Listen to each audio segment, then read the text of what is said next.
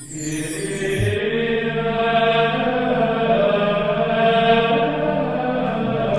el nombre del Padre, del Hijo y del Espíritu Santo, el Señor esté con vosotros. Bienvenidos a celebrar la Santa Misa. Hoy vamos a tener presente en nuestras intenciones dos cosas, sobre todo, por un lado, la Jornada Mundial de la Juventud, rezando por el éxito de la jornada, por el Santo Padre. Por otro lado, vamos a tener muy presente la situación en Venezuela, que algunos de los que están aquí son venezolanos que se han visto obligados a huir de su país. Vamos a rezar para que termine cuanto antes esa dictadura. Comenzamos dando gracias y pidiendo perdón por nuestros pecados. Tú que has venido a sanar los corazones afligidos, Señor, ten piedad. Tú que no quieres la muerte del pecador, sino que se arrepienta y viva, Cristo, ten piedad. Tú que eres la esperanza de todos los que sufren, Señor, ten piedad. Gloria a Dios en el cielo y en la tierra paz a los hombres que ama el Señor. Por tu inmensa gloria te alabamos, te bendecimos, te adoramos, te glorificamos. Te damos gracias, Señor Dios Rey Celestial, Dios Padre Todopoderoso, Señor Hijo Único Jesucristo, Señor Dios, Cordero de Dios, Hijo del Padre. Tú que quitas el pecado del mundo, ten piedad de nosotros. Tú que quitas el pecado del mundo, atiende nuestras súplicas. Tú que estás sentado a la derecha del Padre, ten piedad de nosotros. Porque solo tú eres santo, solo tú, Señor. Solo tú, Altísimo Jesucristo, con el Espíritu Santo, en la gloria de Dios Padre. Amén. Oremos. Dios Todopoderoso y Eterno, ayúdanos a llevar una vida según tu voluntad, para que podamos dar en abundancia frutos de buenas obras en nombre de tu Hijo predilecto, que vive y reina por los siglos de los siglos.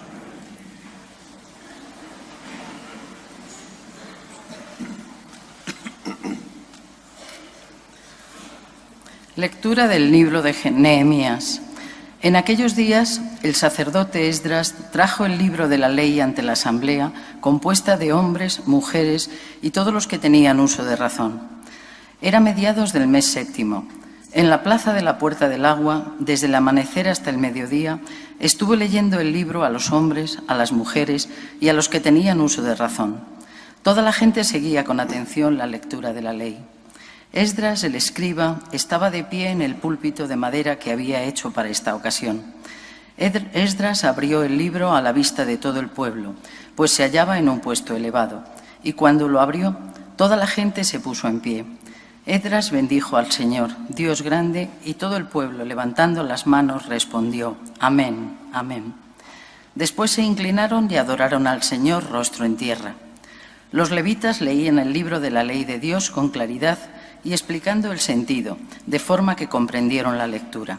Nehemías, el gobernador, Esdras, el sacerdote y el escriba, y los levitas que enseñaban al pueblo, decían al pueblo entero: Hoy es un día consagrado a nuestro Dios, no hagáis duelo ni lloréis, porque el pueblo entero lloraba al escuchar las palabras de la ley, y añadieron: Andad, comed vuestras tajadas, bebed vino dulce y enviad porciones a quien no tiene, pues es un día consagrado a nuestro Dios. No estéis tristes, pues el gozo en el Señor es vuestra fortaleza. Palabra de Dios. Tus palabras, Señor, son espíritu y vida. Tus palabras, Señor, son espíritu y vida. La ley del Señor es perfecta y es descanso del alma. El precepto del Señor es fiel e instruye al ignorante. Tus palabras, Señor, son espíritu y vida. Los mandatos del Señor son rectos y alegran el corazón. La norma del Señor es límpida y da luz a los ojos. Tus palabras, Señor, son espíritu y vida. La voluntad del Señor es pura y eternamente estable.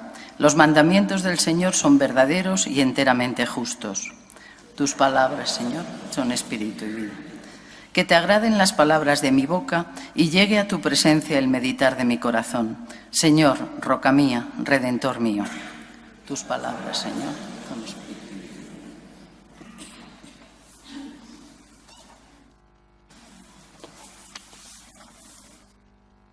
Lectura de la primera carta del apóstol San Pablo a los Corintios. Hermanos, lo mismo que el cuerpo es uno y tiene muchos miembros, y todos los miembros del cuerpo, a pesar de ser muchos, son un solo cuerpo. Así es también Cristo. Todos nosotros, judíos y griegos, esclavos y libres, hemos sido bautizados en un mismo espíritu, para formar un solo cuerpo. Y todos hemos bebido de un solo espíritu. El cuerpo tiene muchos miembros, no uno solo. Pues bien, vosotros sois el cuerpo de Cristo y cada uno es un miembro. Palabra de Dios.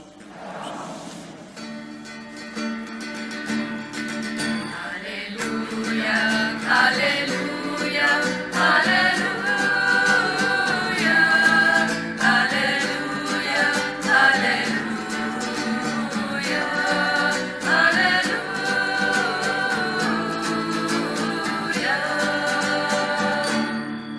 El Señor esté con vosotros. Lectura del Santo Evangelio según San Lucas. Excelentísimo Teófilo, muchos han emprendido la tarea de componer un relato de los hechos que se han verificado entre nosotros, siguiendo las tradiciones transmitidas por los que primero fueron testigos oculares y luego predicadores de la palabra. Yo también, después de comprobarlo todo exactamente desde el principio, he resuelto escribírtelos por su orden, para que conozcas la solidez de las enseñanzas que has recibido. En aquel tiempo Jesús volvió a Galilea con la fuerza del Espíritu y su fama se extendió por toda la comarca. Enseñaba en las sinagogas y todos lo alababan. Fue a Nazaret, donde se había criado. Entró en la sinagoga, como era su costumbre los sábados, y se puso en pie para hacer la lectura. Le entregaron el libro del profeta Isaías y desenrollándolo encontró el pasaje donde estaba escrito: El Espíritu del Señor está sobre mí, porque Él me ha ungido. Me ha enviado para anunciar el Evangelio a los pobres, para anunciar a los cautivos la libertad y a los ciegos la vista, para dar libertad a los oprimidos, para anunciar el año de gracia del Señor. Y enrollando el libro lo devolvió al que le ayudaba y se sentó. Toda la sinagoga tenía los ojos fijos en él, y él se puso a decirles: hoy se cumple esta escritura que acabáis de oír. Palabra del Señor. Brevemente, antes de entrar en el corazón de este texto, el inicio, porque es el inicio del Evangelio de San Lucas. San Lucas se presenta, habla a un tal Teófilo, significa amigo de Dios, se presenta como un historiador. Y dice, antes que yo, dice, muchos han intentado escribir las cosas que hizo y dijo Jesús. Muchos.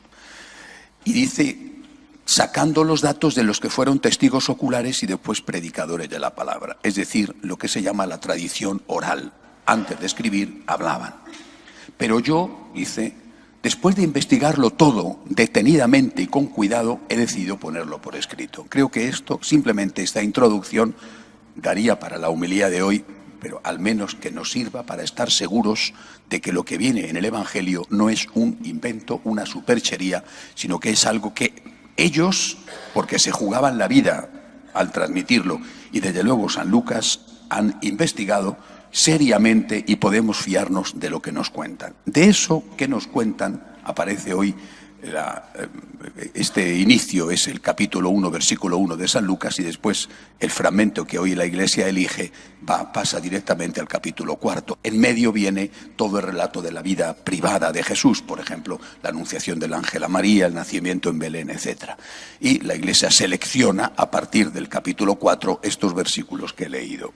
La presentación de Jesús en su pueblo, en Nazaret, ya un adulto que va, después de haber predicado y haber hecho milagros, vuelve a su pueblo, vuelve a su tierra y entra en la sinagoga. ¿Vale? Y ahí Jesús cita un texto de Isaías, ahí Jesús se presenta como el que ha venido a dar respuesta al sufrimiento de los hombres. 2 veces en ese texto aparece la palabra libertad. He venido a liberar a los cautivos, he venido a dar a los que sufren la libertad. 2 veces aparece la palabra libertad y aparece evidentemente, manifiestamente, el concepto de ayudar a la gente que sufre. He venido a predicar a los pobres la buena noticia, a dar la vista a los que no ven, a consolar a los que lloran. De este texto hay 2 interpretaciones que desde mi punto de vista son las 2 equivocadas. y son equivocadas por incompletas, pero es que muchas veces no hay peor mentira que una media verdad. Una primera interpretación es la de considerar que Jesús es un libertador social, es un político o un ideólogo o un revolucionario que lo que viene es acabar con la injusticia en el mundo. Con la injusticia y con algo más que la injusticia, es decir, viene a curar las enfermedades de la gente, que ya no muera nadie, que ya no enferme nadie y que por supuesto que ya nadie pase hambre. Bien. Esta interpretación de Jesucristo, es decir, esta presentación del Señor como una persona que viene a solucionar los problemas de los hombres en esta tierra, es una interpretación, repito, correcta, pero a la vez falsa, porque es incompleta. Jesucristo no es un revolucionario social, como algunos todavía hoy lo siguen presentando, en general y en algunos países de forma especial. Jesucristo no es un político, ni un revolucionario, ni alguien que, por supuesto, de ningún modo apruebe la violencia para cambiar las cosas. No es un teólogo de la liberación en el sentido revolucionario y marxista del término. La otra interpretación equivocada es la del que presenta a Jesucristo como un ácrata, el predicador de una cierta acracia moral. No hay leyes, las leyes son malas, las normas son malas, haz lo que quieras porque la ley de Jesucristo es la ley del amor, y amor significa darle gusto a tu cuerpo y de hacer aquello que te apetece. Esta es otra presentación de Jesucristo. Esta presentación, si la primera, Jesucristo, un revolucionario social, Jesucristo, uno que ha venido a cambiar la situación de la sociedad, a acabar con la injusticia, etc. Si la primera ha tenido una gran difusión, repito, en determinados países, especialmente debido a la influencia comunista, ha sido el marxismo el que se ha apoderado de esta imagen de Jesucristo, presentándole como un revolucionario social. ¿Cuántas veces hemos tenido que soportar escuchar de Jesús decir que fue el primer comunista? Yo creo que los que dicen esto prefiero pensar que son ignorantes, porque, entre otras cosas, el marxismo es ateo. Vamos, decir que Jesucristo fue el primer comunista es empezar a decir que Jesucristo no creía en Dios. Es decir, es que hay, como decía aquel torero, hay gente pató. Pero esta visión marxista se ha introducido en la Iglesia y ha sido la que ha presentado a Jesucristo como un revolucionario social. Mientras que la otra visión ha venido fomentada no por el marxismo, sino por el hedonismo. Es decir, ya desde hace muchísimo tiempo empecé a darme cuenta de que la gente de mi generación, cuanto más mayor, más, vive, es decir, quizá algunos de vosotros también, vive en su mayoría adorando algo que ha perdido. No digo añorando, sino adorando algo que ha perdido. ¿Qué es lo que perdemos? La juventud. Nuestra sociedad es una sociedad tan inmadura que envidia aquello que ya no tiene el tiempo. Y esto le pasa porque no tiene fe en la eternidad. Es decir, el joven se ha convertido en un modelo. Pero no en un modelo de los jóvenes o de los adolescentes. Se ha convertido en un modelo de los mayores. Los mayores, hablo en general, ¿visten como los jóvenes? ¿Cuántas personas mayores ves? Hombres y mujeres. Dice, pero oiga, que no tiene usted edad, ¿no? Pero es que está añorando el tiempo perdido. Ahí entra, por ejemplo, el capítulo de las cirugías estéticas. Acepta que tienes arrugas, que no pasa nada. Y no pasa nada. Acepta que ya no tienes la figura de los 20 o 25 años. No pasa nada. Acepta la enfermedad, la ancianidad y la muerte. No pasa nada. Pues no. Estoy en contra del tiempo. Tengo que evitar que el tiempo me afecte.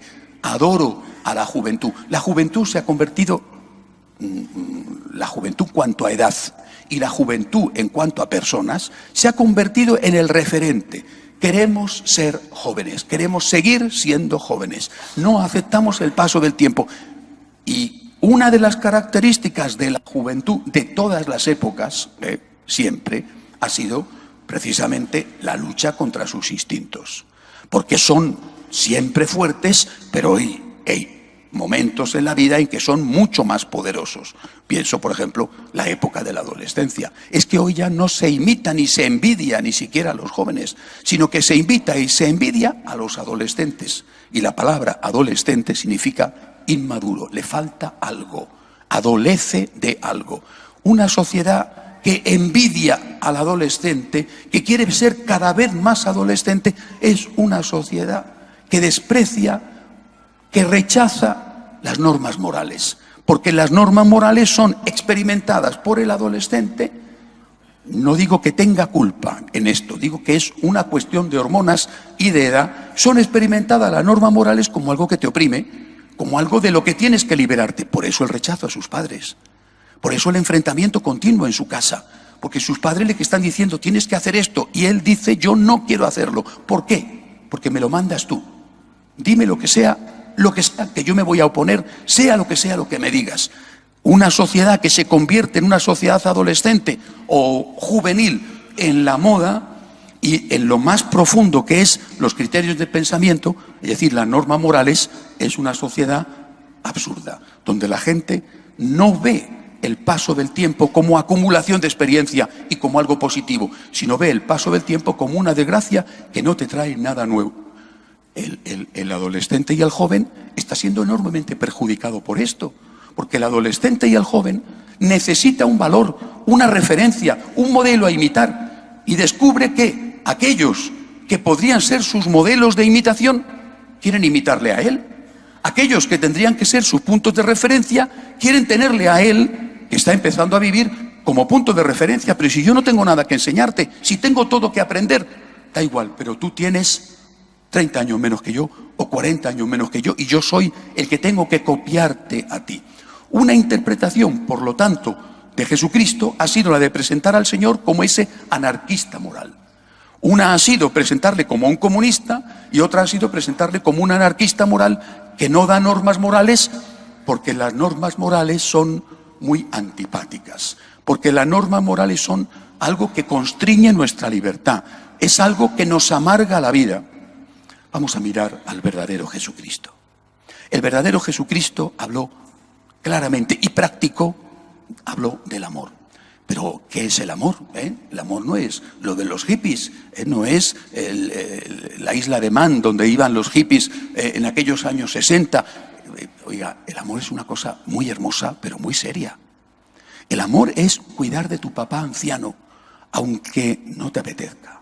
El amor es aceptar que viene un niño y viene mal. Mal porque tiene un síndrome o mal porque te cae mal porque ya tienes varios hijos.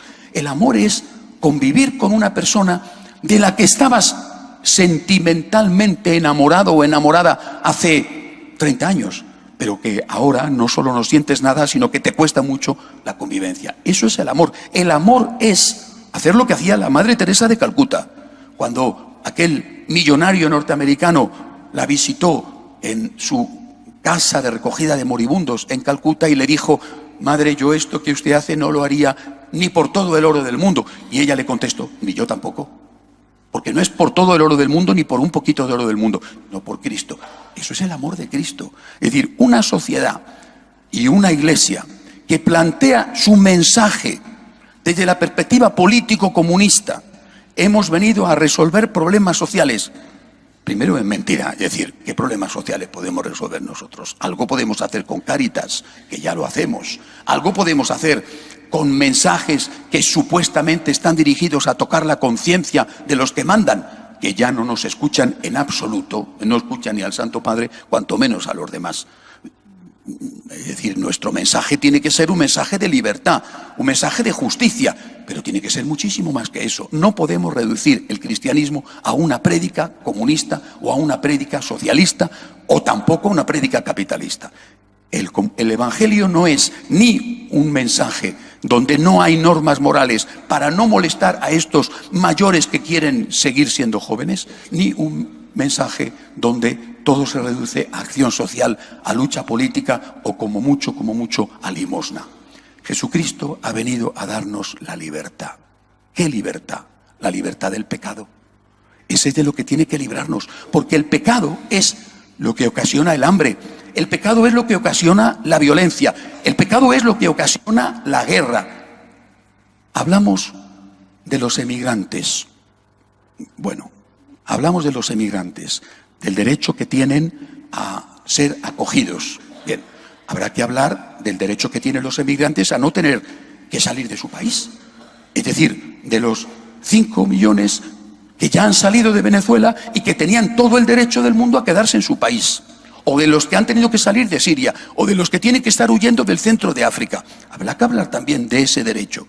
Es decir, si nosotros no presentamos un mensaje íntegro, dirigido a luchar contra el pecado, porque para eso ha venido Jesús, o dicho de otra forma, dirigido a sembrar en nosotros el amor al hombre por Cristo, por Dios. Si no hacemos eso, estamos reduciendo el cristianismo a un mensaje sociocomunista, o estamos reduciendo el cristianismo a una estupidez de quitar todo tipo de norma moral para no incomodar a los jóvenes y que puedan venir a la iglesia, y que para que los mayores que quieren seguir siendo jóvenes tampoco se sientan incomodados.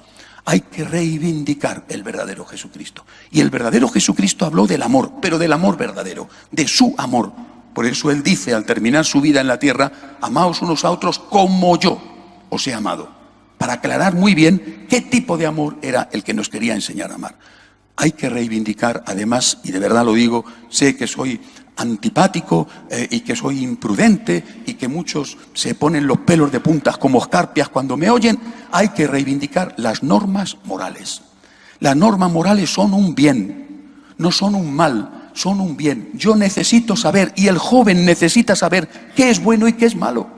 Aunque no lo haga, aunque no lo haga, aunque lo incumpla, aunque lo incumplamos, necesitamos saber qué es bueno y qué es malo. Y de una forma objetiva, no subjetiva. Necesitamos saber cuál es el camino que tenemos que recorrer en la vida para no hacernos daño y para no hacer daño. Repito, hay que reivindicar las normas morales basadas en el Evangelio. Eso de querer ser un ácrata, porque así voy a ser feliz, es un error inmenso. Una parte de nuestra sociedad está siguiendo a un Cristo falso.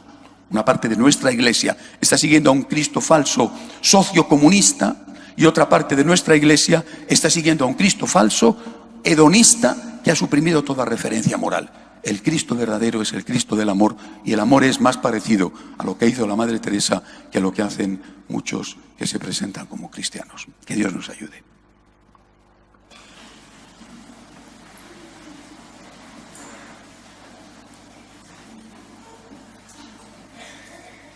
Creo en un solo Dios, Padre Todopoderoso, Creador del cielo y de la tierra, de todo lo visible y lo invisible.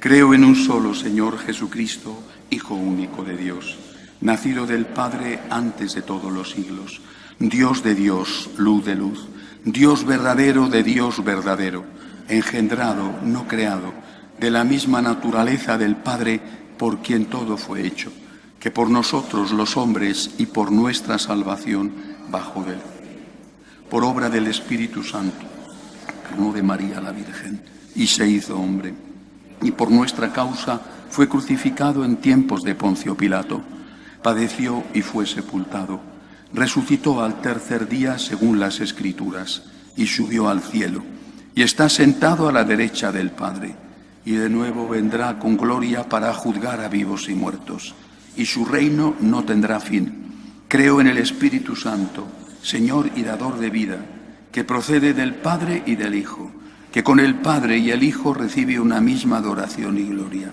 y que habló por los profetas. Creo en la Iglesia, que es una, santa, católica y apostólica. Confieso que hay un solo bautismo para el perdón de los pecados.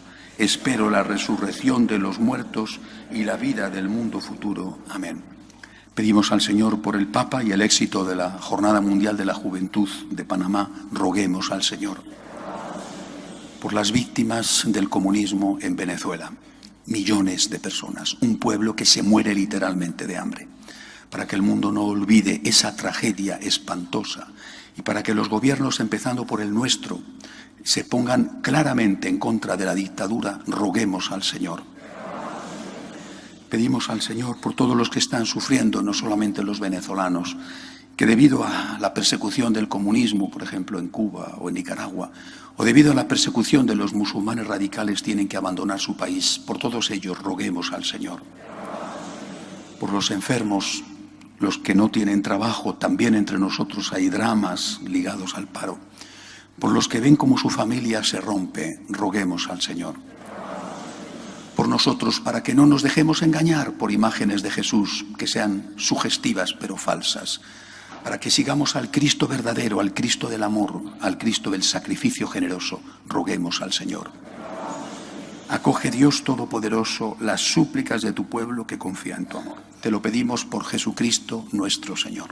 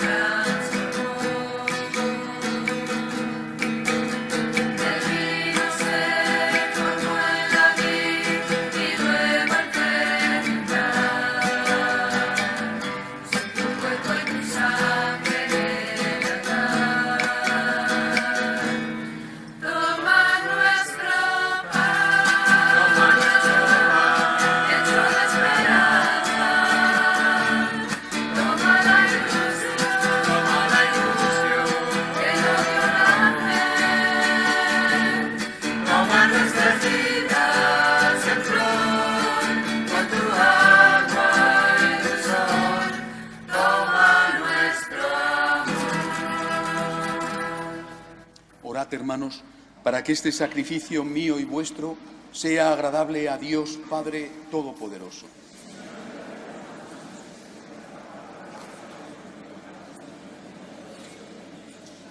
Señor, recibe con bondad nuestros dones y al santificarlos, haz que sean para nosotros dones de salvación. Por Jesucristo nuestro Señor. El Señor esté con vosotros. Levantemos el corazón. Demos gracias al Señor nuestro Dios. En verdad es justo y necesario. Es nuestro deber y salvación darte gracias siempre y en todo lugar, Señor Padre Santo, Dios Todopoderoso y Eterno.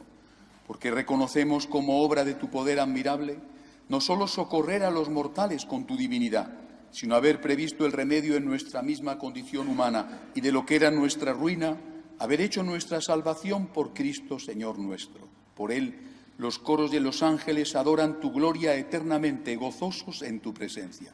Permítenos asociarnos a sus voces, cantando con ellos tu alabanza.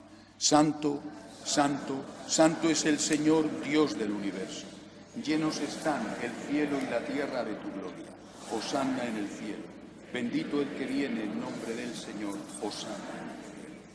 Santo eres en verdad, Señor, fuente de toda santidad. Por eso te pedimos que santifiques estos dones con la efusión de tu Espíritu, de manera que sean para nosotros cuerpo y sangre de Jesucristo nuestro Señor, el cual, cuando iba a ser entregado a su pasión voluntariamente aceptada, tomó pan. Dándote gracias, lo partió y lo dio a sus discípulos, diciendo: Tomad y comed todos de él, porque esto es mi cuerpo, que será entregado por vosotros.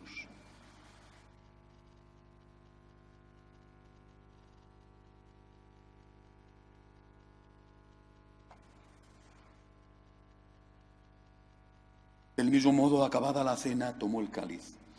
Dándote gracias de nuevo, lo pasó a sus discípulos, diciendo: Tomad y bebed todos de él, porque este es el cáliz de mi sangre, sangre de la alianza nueva y eterna, que será derramada por vosotros y por muchos para el perdón de los pecados. Haced esto en conmemoración mía.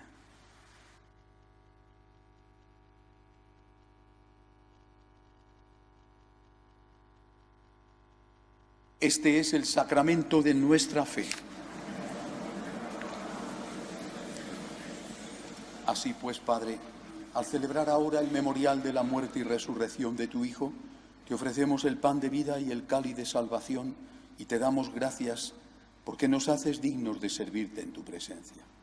Te pedimos humildemente que el Espíritu Santo congregue en la unidad a cuantos participamos del cuerpo y sangre de Cristo. Acuérdate, Señor, de tu Iglesia extendida por toda la tierra y con el Papa Francisco, con nuestro obispo Carlos y todos los pastores que cuidan de tu pueblo, llévala a su perfección por la caridad. Acuérdate también de nuestros hermanos que durmieron en la esperanza de la resurrección, de José Luis, Natividad, Agapito, Aurelia e Isidoro, y de todos los que han muerto en tu misericordia. Admítelos a contemplar la luz de tu rostro. Ten misericordia de todos nosotros y así con María, la Virgen Madre de Dios, su esposo San José, los apóstoles, cuantos vivieron en tu amistad a través de los tiempos, merezcamos por tu Hijo Jesucristo compartir la vida eterna y cantar tus alabanzas. Por Cristo, con Él y en Él, a ti Dios Padre Omnipotente, en la unidad del Espíritu Santo, todo honor y toda gloria por los siglos de los siglos. Cristo es de verdad el libertador, pero es el libertador con su enseñanza, que nos impide engañarnos a nosotros mismos, y es el libertador con su sangre derramada que perdona nuestros pecados. Necesitamos saber qué es bueno y qué es malo, y necesitamos su gracia para hacer el bien y su misericordia para cuando, sabiendo el bien que hay que hacer, no lo hacemos. Le pedimos a Dios que nos conceda todo esto. Padre nuestro que estás en el cielo, santificado sea tu nombre. Venga a nosotros tu reino, hágase tu voluntad en la tierra como en el cielo. Danos hoy nuestro pan de cada día. Perdona nuestras ofensas como también nosotros perdonamos a los que nos ofenden. No nos dejes caer en la tentación y líbranos del mal. Líbranos, Señor, de todos los males. Concédenos la paz en nuestros días, para que, ayudados por tu misericordia, vivamos siempre libres de pecado y protegidos de toda perturbación, mientras esperamos la gloriosa venida de nuestro Salvador Jesucristo. Señor Jesucristo, que dijiste a tus apóstoles, la paz os dejo, mi paz os doy, no tengas en cuenta nuestros pecados, sino la fe de tu Iglesia. Conforme a tu palabra, concédele la paz y la unidad. Tú que vives y reinas por los siglos de los siglos. La paz del Señor esté siempre con vosotros. Daos unos a otros la paz. Cordero de Dios, que quitas el pecado del mundo, ten piedad. Cordero de Dios, que quitas el pecado del mundo, ten piedad. Cordero de Dios, que quitas el pecado del mundo, danos la paz, danos la paz, danos la paz. Él es Jesús, es el Cordero de Dios que quita el pecado del mundo. Dichosos los llamados a esta cena. Señor, no soy digno de que entres en mi casa, pero una palabra tuya bastará para sanar.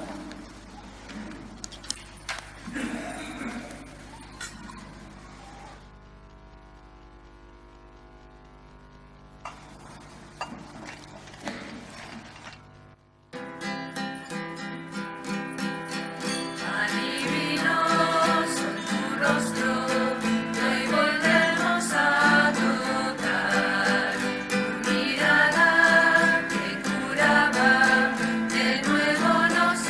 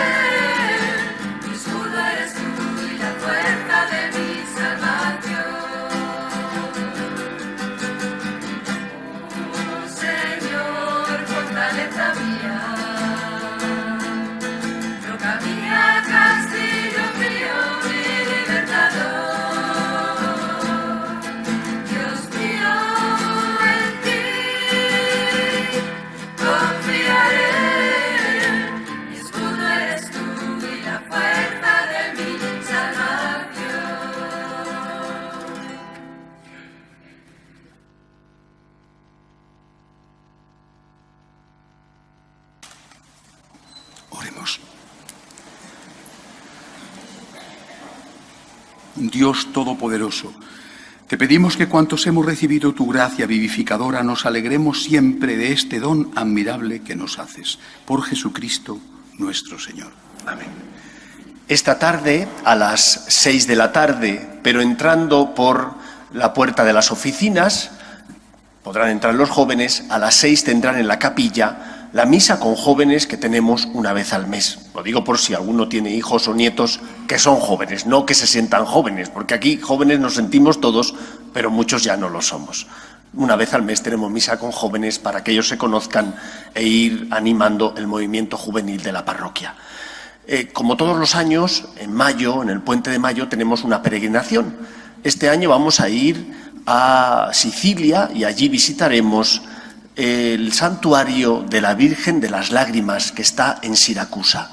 Aquellos que estéis interesados y que queráis ver el programa, afuera Susana os lo facilita.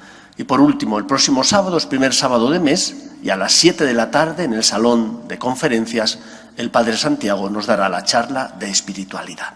Muchas gracias. El Señor esté con vosotros. La bendición de Dios Todopoderoso, Padre, Hijo y Espíritu Santo, descienda sobre vosotros. Podéis ir en paz. Nos despedimos pidiéndole a la Virgen que cuide de nuestra patria y que cuide de nuestras familias. Salve Regina, Madre